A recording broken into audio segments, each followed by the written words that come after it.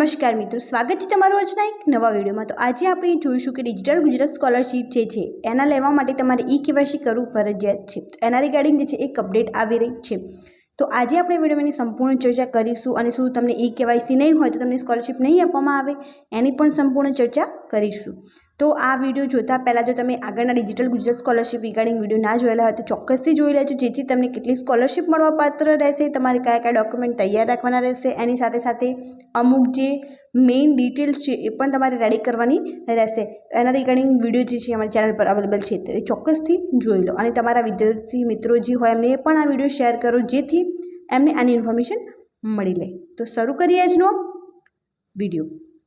મુખ્યમંત્રીના અધ્યક્ષ સાથે આખો દિવસ બેઠકોનો દોર ચાલ્યો। મીન્સ આજે અપડેટ જે છે એ મુખ્યમંત્રી દ્વારા કરવામાં આવી છે, કેમ કે વિદ્યાર્થીઓ અને એમના વાલીઓએ આના માટે અરજી કરેલી હતી કે એમને ઈ-કેવાયસી કરવામાં જે છે એ તકલીફ પડી રહી છે અને સર્વર ડાઉન હોવાથી એક દિવસની અંદર 10 વિદ્યાર્થીઓના જ ઈ-કેવાયસી થઈ રહ્યા છે અને એની સાથે સાથે એમને એ પણ દરખાસ્ત કરી હતી કે આને જે ટાઈમ છે એ લંબાવવામાં આવે અને આ વખતે સ્કોલરશિપ આપવામાં આવે અને નેક્સ્ટ યરથી જે છે એ આ ઈ-કેવાયસીનું જે છે એ અમલ કરવામાં આવે। તો મીન્સ તમારે આ વર્ષમાં જે છે એ ઈ-કેવાયસી નહીં હોય તો ચાલે, પરંતુ જો તમારે નેક્સ્ટ યરમાં આ સ્કોલરશિપ લેવી હશે તો ચોક્કસપણે તમારું ઈ-કેવાયસી કરેલું હોવું જોઈએ અને તમારે આ ઈ-કેવાયસી ક્યાંથી કરવાનું આવશે એનો પણ વિડીયો જે છે હું ચોક્કસથી બનાવીશ, જેથી તમને આની સંપૂર્ણ ઇન્ફોર્મેશન મળી રહે અને જે સ્કૂલમાં ભણતા વિદ્યાર્થીઓ હોય એમને સ્કૂલમાંથી આ કરાવવાનું રહેશે અને એની લાંબી પ્રોસેસ છે તો એનો સેપરેટ વિડીયો જરૂરથી બનાવીશ। ઈ-કેવાયસી નહીં થયું હોય તો પણ શિષ્યવૃત્તિ નહીં અટકે। જે શિક્ષણ મંત્રી છે એમના દ્વારા ઓફિશિયલ ઇન્ફોર્મેશન આપી દેવામાં આવી છે કે આ વર્ષે જો ઈ-કેવાયસી નહીં હોય તો તમારી સ્કોલરશિપ નહીં અટકે, પરંતુ જે નેક્સ્ટ યર છે ત્યાંથી તમારે આ સ્કોલરશિપ જે છે એ લેવા માટે ઈ-કેવાયસી ફરજિયાત કરેલું હોવું જોઈએ। ઈ-કેવાયસીની ઝંઝટને કારણે નોંધણી માટે વિદ્યાર્થીઓની કતારો લાગી હતી। રાજ્યમાં પ્રાથમિક શાળામાં અભ્યાસ કરતા વિદ્યાર્થીઓને આપવામાં આવતી સ્કોલરશિપ માટે કેન્દ્ર સરકારની સૂચના અનુસાર ઈ-કેવાયસી કરવું ફરજિયાત છે। સર્વરની સમસ્યાને કારણે ઈ-કેવાયસીમાં મુશ્કેલી પડતી હોવાથી સ્કોલરશિપની કામગીરી ગોકળગાયની ગતિએ થઈ રહી છે। શિષ્યવૃત્તિ માટે નોંધણી કરવા વિદ્યાર્થીઓએ કતારો લાગી ગઈ હતી। આ સમસ્યાને હલ કરવા માટે સોમવારે શિક્ષણ વિભાગ, સામાજિક ન્યાય અને અધિકારિતા વિભાગ તેમજ આદિજાતિ વિકાસ વિભાગની વચ્ચે બેઠક યોજાઈ હતી।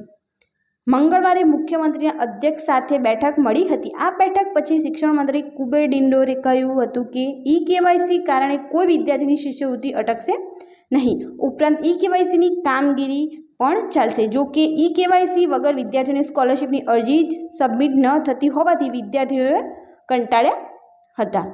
ઈ-કેવાયસી કરવાની કામગીરી ગ્રામ પંચાયતમાં કરતા વિલેજ કોમ્પ્યુટર ઓપરેટરને આપવામાં આવી હતી, પણ તેમને આ કામગીરીને બહિષ્કાર કરતા છેવટે આ કામગીરી શિક્ષકો પર થોપવામાં આવી હતી। શિક્ષકો ઈ-કેવાયસીની કામગીરી કરી રહ્યા છે, પણ ગુજરાત પોર્ટલ પર દરખાસ્ત કરવામાં સમય જાય છે। વળી ઈ-કેવાયસી કરવા માટે 4 વખત ઓટીપી વિદ્યાર્થીના વાલીના મોબાઈલ નંબર પર આવે છે, એટલે વાલી પાસેથી ઓટીપી મેળવવામાં પણ સમય જાય છે। આવી સ્થિતિમાં શિક્ષકો અને વિદ્યાર્થીઓ પણ સ્કોલરશિપ ફોર્મ ભરવાની કામગીરીથી કંટાળી ગયા છે, જેની રજૂઆત રાજ્ય સરકાર સુધી કરવામાં આવી હતી। શિક્ષણ મંત્રીએ મંગળવારે કહ્યું હતું કે ઈ-કેવાયસીની કામગીરી નહીં થઈ હોય તો પણ વિદ્યાર્થીઓને સ્કોલરશિપ મળવાપાત્ર રહેશે। મીન્સ આ વખતે જેમને ઈ-કેવાયસી થયું નથી એમને કોઈ ટેન્શન લેવાની જરૂર નથી, એમના અકાઉન્ટમાં જે છે સ્કોલરશિપ ચોક્કસપણે ડિપોઝિટ થઈ જશે।